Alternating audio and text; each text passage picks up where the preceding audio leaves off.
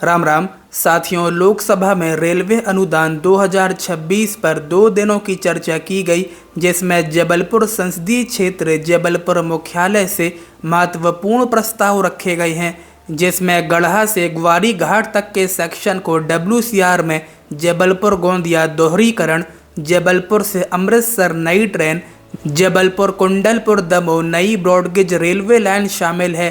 चलिए आप लोगों को बताते हैं पूरी खबर, लेकिन उससे पहले हमारे YouTube चैनल को पहली बार देख रहे हों तो अभी सब्सक्राइब जरूर कर लीजिएगा। चलिए वीडियो शुरू करते हैं। साथियों, जबलपुर सांसद श्री आशीष दुबे द्वारा संसद के पटल में महत्वपूर्ण रेल विषय रखे हैं।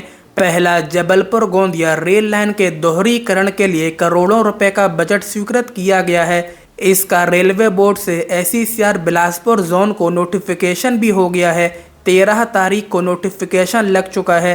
विस्तार से इसकी जानकारी आने वाले वीडियो में बताएंगे। हालांकि नोटिफिकेशन 13 तारीख को ही हमें मिल चुका था, जल्द ही इसके बारे में बताएंगे। दूसरा, सांसद आशीष दुबे ने पश्चिम मध्य रेलवे क्षेत्र जोन में ग्वारी घाट से लेकर गढ़ा रेलवे स्टेशन और आगे तक के कुछ अन्य स्टेशनों को शामिल किए जाने की आवश्यकता बताई है।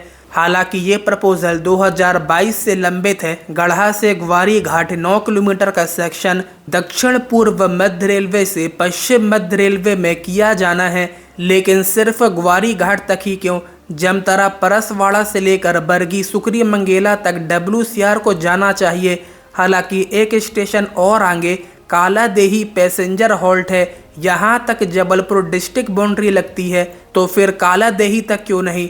वर्तमान में ये सभी स्टेशन जबलपुर या जबलपुर के निकट स्थित हैं, परंतु इनका कार्य संचालन SECR दक्षिण पूर्व मध्य रेलवे नागपुर रेल मंडल जोन बिलासपुर के अंतर्गत किया जा रहा है।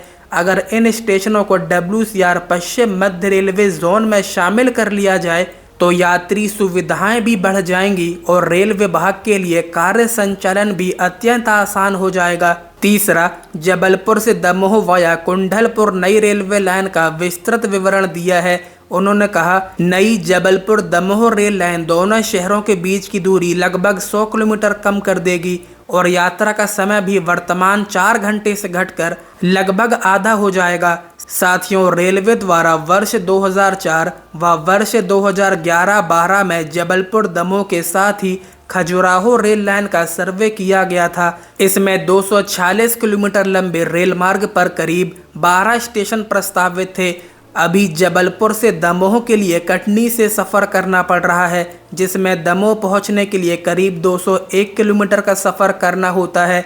इससे नए रेल मार्ग से दमोह की दूरी घटकर सिर्फ 90 किलोमीटर रह जाएगी।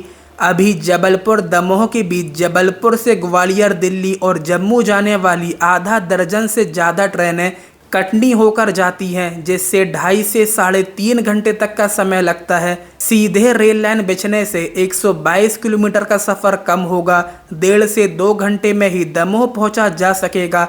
जबलपुर दमोह रेल लाइन के लिए संसद में पहले भी 2025 में आशीष दुबे द्वारा मुद्दा उठाया गया था और रेल मंत्री से भी चर्चा हुई थी। इसी प्रकार जबलपुर से बिलासपुर के मध्य नई रेल लाइन, मानिकपुर इटारसी के बीच तीसरी रेल लाइन, जबलपुर से अमृतसर के लिए सीधी ट्रेन सहित पश्चिम उत्तरी भारत के लिए जबलपुर से बेहतर कनेक्टिविटी की आवश्यकता बताते हुए सांसद श्री आशीष दुबे ने कहा कि यह सभी रेल सुविधाएं प्राप्त होने से जबलपुर के विकास की गति तो बढ़ ही जाएगी, वहीं क्षेत्र का औद्योगिकरण भी बढ़ेगा और छात्रों सहित पर्यटकों को भी इसका लाभ मिलेगा। संसद से लाइव वीडियो देखिए। मोंगचू को रहा किया, उसके लिए वेलकम, लेकिन ऐसे ही जम्मू कश्मीर के लोगों को भी छोड़िए और जामिया मस्जिद का घेराव बंद कीजिए। आपका बहुत बहुत शुक्रिया। जामिया मस्जिद कि आपने रेल मंत्रालय के लिए 2026-27 की अनुदान की मांग पर चर्चा में मुझे अपना पक्ष रखने का जो अवसर प्रदान किया है, उसके लिए आपको बहुत बहुत धन्यवाद देता हूं। सबसे पहले मैं आज आपके माध्यम से कहना चाहता हूं कि देश के यशस्वी प्रधानमंत्री आदरणीय नरेंद्र मोदी जी के नेतृत्व और रेल मंत्री आदरणीय अश्विनी वैष्णव जी के मार्गदर्शन में रेल मंत्रालय नित नई ऊंचाइयां प्राप्त कर रहा है और देश को एक माला में पिरोने का काम कर रहा है। मैं आपके माध्यम से अपनी ओर से और अपने संसदीय क्षेत्र जबलपुर की जनता की ओर से आदरणीय मोदी जी, आदरणीय अश्विनी वैष्णव जी का अभिनंदन एवं आभार करता हूं। मैं आज यहां पर जब अनुदान की मांग पर अपना पक्ष रखना चाहता हूं तो मैं कुछ आंकड़ों के साथ बात करना चाहता हूं। सभापति महोदय, मेरा ऐसा मानना है कि आंकड़े बताते हैं कि मोदी सरकार के अंतर्गत रिकॉर्ड पूंजीगत निवेश हमारे रेल मंत्रालय में किया गया। 2009 से लेकर 2014 के दौरान यूपीए की सरकार थी, इस अवधि में रेलवे के लिए केवल 45,900 करोड़ रुपए का पूंजीगत आवंटन किया गया।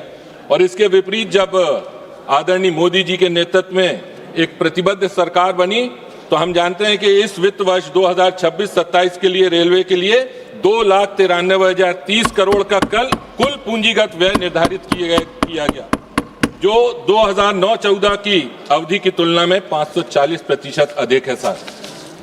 इसके साथ ही अगर रेलवे अवसंरचना के विकास की बात करें तो यूपीए की सरकार के 2004 से 14 के कार्यकाल के दौरान ट्रैक दोहरीकरण डबलिंग के प्रयास अपेक्षाकृत सीमित रहे और इसका परिणाम यह हुआ कि जो उस समय की तात्कालिक परियोजनाएं थी वह धीमी गति से चल रही थी और मौजूदा रेल लाइनों पर अत्यधिक दबाव बढ़ गया था और औसतन प्रतिदिन केवल 4.2 किलोमीटर ट्रैक बिछाया जा रहा था। जबकि उसके विपरीत आज जब मोदी है तो मुमकिन का है नारा हम लोग लगाते हैं तो उसको स्पष्ट उदाहरण के रूप में हमको देखने मिलता है कि अब प्रतिदिन औसतन लगभग 14.5 किलोमीटर ट्रैक बिछाया जा रहा है, जो कि पहले की तुलना में कई गुना अधिक है।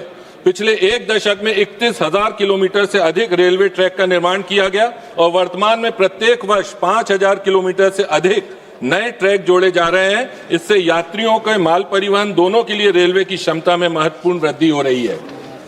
इसके साथ ही आदरणीय नरेंद्र मोदी जी के रेलवे आधुनिकीकरण के विजन की दिशा में एक महत्वपूर्ण कदम है। यात्री अनुभव को नया स्वरूप देने के लिए मोदी सरकार ने नागरिक को केंद्र में रखते हुए रेलवे सेवाओं को आधुनिक बनाने की दिशा में व्यापक सुधार किए। इस दृष्टि का सबसे बड़ा उदाहरण वंदे भारत ट्रेन की पहल है। साथ कृपया संक्षिप्त करें। बस अध्यक्ष सभापति महोदय, थोड़ा सा संरक्षण चाहता हूं आपका।